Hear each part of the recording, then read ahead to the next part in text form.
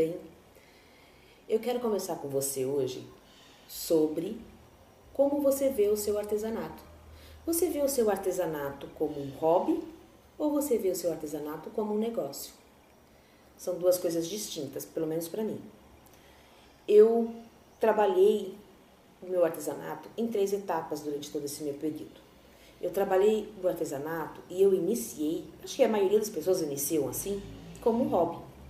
Eu fazia para presentear, eu fazia para casa, eu fazia para o meu filho, depois durante a gravidez da minha filha. Isso é um hobby. Eu fazia como terapia, como um momento de descanso após trabalhar o dia todo.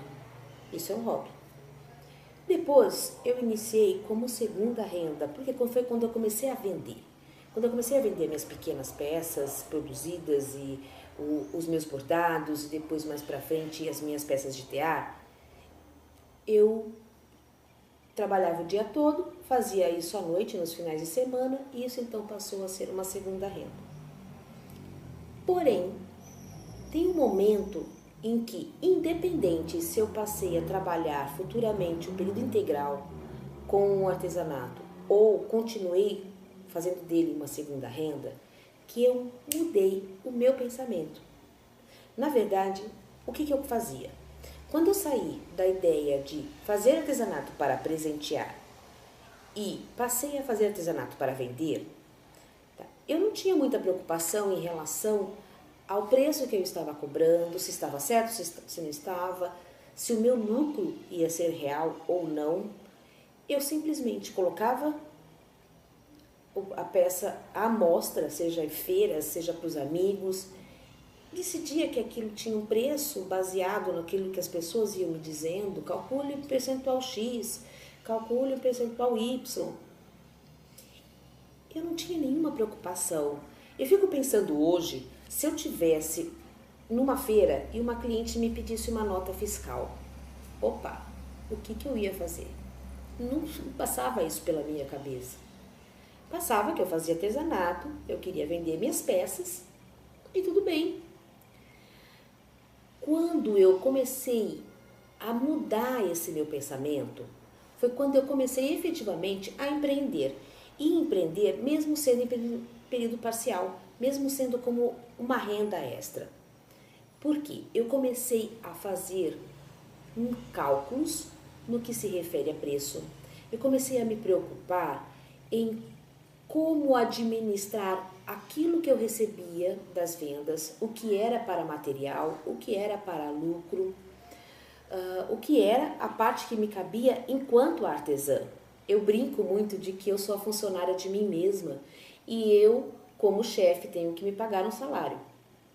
Eu, como artesã, funcionária, tenho que receber um salário. Se eu tivesse em qualquer local, seria assim. A diferença é que o meu chefe seria outra pessoa e não eu.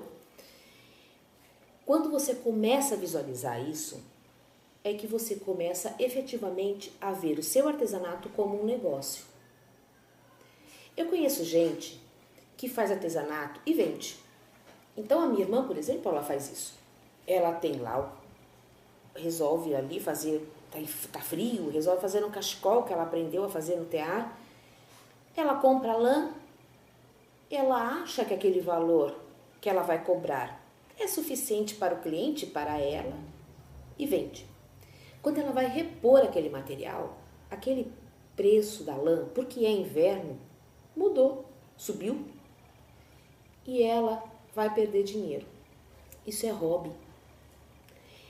Esta filosofia de que você não tem que se preocupar com o preço ou com como você está vendendo, para mim, dentro do meu conceito, é hobby. É trabalhar o seu artesanato como um hobby. Quando você se preocupa em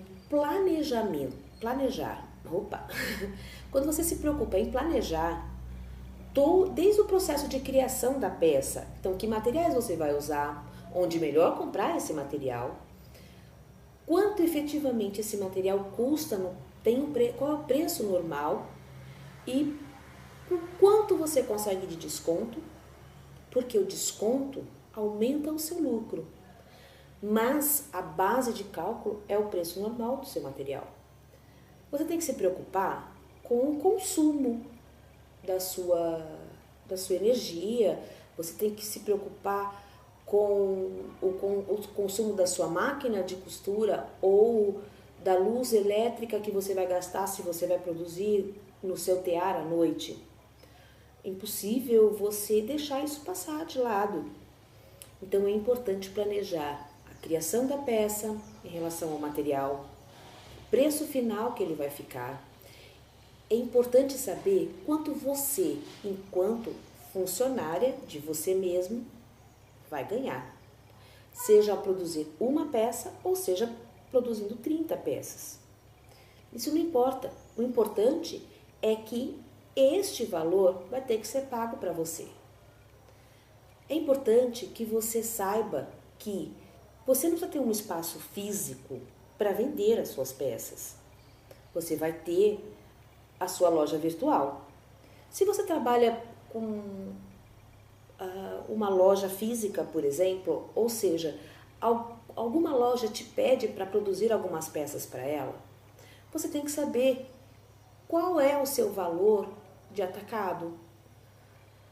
Se você vai vender para sua cliente diretamente, você tem um valor de varejo. Como melhor divulgar isso? Como melhor divulgar a sua loja virtual? Como melhor atrair o seu cliente? Todo este planejamento é empreender. E é possível e não é difícil. Hoje você tem ali uma infinidade de cursos e informações como gerir o seu negócio. O Sebrae é um deles que te fornece milhões de informação pelo site, diretamente indo numa das unidades, por telefone. Não há uma preocupação de dizer assim, não, você é pequenininho, então eu não vou te atender. Não, nesse sentido o Sebrae é fantástico. Você tem também instruções dentro da sua própria loja virtual. A Elo7 tem uma série de informações que te passam sobre como melhor fotografar, como melhor colocar em destaque. Não, nem falo do destaque pago, eu falo do destacar dentro da sua loja. Como fazer com que o seu cliente, ao entrar na sua loja, ache o seu produto da melhor maneira. É impossível você deixar tudo bagunçado e querer que ele ache. É a mesma coisa que ter uma loja física e você deixar uma camiseta de tamanho P junto com uma G sem uma separação, né? Se você entra numa loja assim, você vai se sentir perdida. Não é diferente quando é o seu cliente. O cliente precisa saber por que você tem esse produto e por que aquele produto é especial para ele. Você tem que manter esse cliente depois, para que ele possa não só comprar de novo, mas te indicar para as amigas e outras pessoas. Todo este planejamento é o que eu chamo de trabalhar o seu artesanato como um negócio. É isso que te faz crescer. Estuda, planeja, executa, testa. E aí você está realmente empreendendo. Consegue entender a diferença de um e outro? Consegue visualizar que o nome segunda renda, se não bem elaborado, se não bem trabalhado, também não é um negócio, e sim um hobby?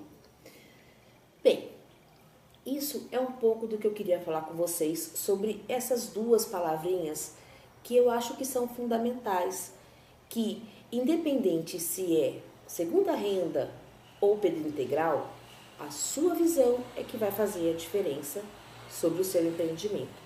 E empreender e viver com artesanato hoje, por mais trabalho que dê neste sentido de estudos e planejamentos, é o caminho correto. E vale muito a pena, ok?